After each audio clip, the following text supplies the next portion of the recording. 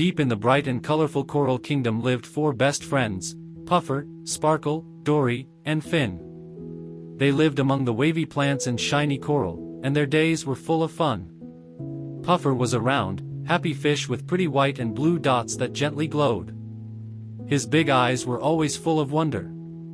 He was the most excited of the group, and he loved to puff himself up when he was happy or surprised. This always made his friends giggle. Sparkle was a beautiful discus fish.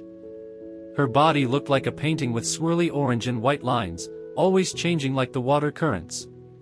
She moved very smoothly and gracefully. Sparkle often led her friends through secret caves and tall, shimmering seaweed forests. Then there was Dory, a bright blue and yellow sunfish. Her scales sparkled with every bit of light. Dory loved adventures the most. She always pushed her friends to look for new places in the reef. Her excitement was catching, and she was quick to laugh and forgive. Lastly, there was Finn. Finn wasn't a fish at all. He was a soft, blue toy dolphin that washed up during a gentle storm. The fish loved him and made him their friend. He always sat in a soft bed of sea grass, and his friendly smile made everyone feel good. The fish often imagined Finn giving them wise advice, and his quiet presence was like a steady anchor for their playful lives. Their days were always joyful. They played hide-and-seek among the coral, raced the fast water currents, and chased tiny, sparkling food bits. Puffer would blow himself up into a perfect ball, gently bouncing off Sparkle's fins, while Dory swam in fast circles around them. Finn, in his quiet spot, seemed to watch their games, a silent guard of their happiness. Their favorite thing to do was story time. They would all gather near Finn and share their day's adventures.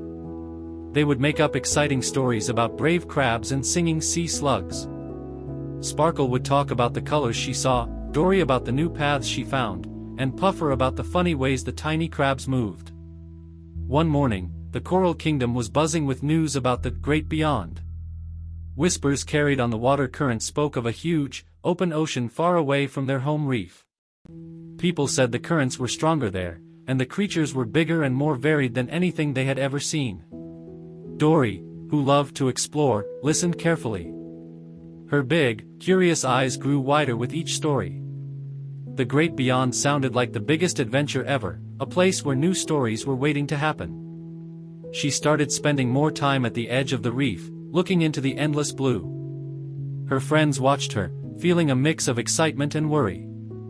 "Imagine the currents there, Puffer," Dory said one afternoon, her fins wiggling with excitement. "They say some currents can carry you for days." Puffer usually loved new ideas, but this time he puffed up a little, not with joy. "But Dory, what about our reef? And our games? And Finn?" Sparkle, seeing how much Dory wanted to leave, gently added, "The coral kingdom is our home, Dory.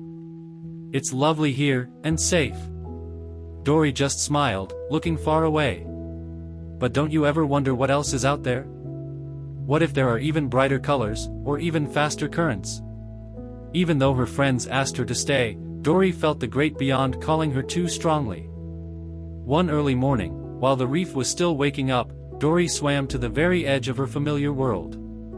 She took one last look at the sleeping coral, at the spot where Puffer and Sparkle often played, and at Finn, still in his grassy bed. A little sadness squeezed her heart, but the thrill of the unknown was stronger.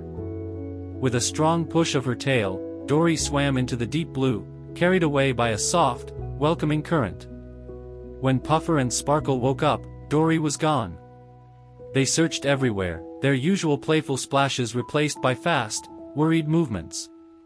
They asked every shrimp, every sea plant, but no one had seen her leave.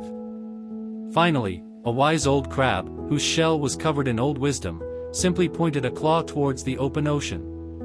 A deep sadness filled the coral kingdom. Puffer deflated, his bright dots seeming less bright.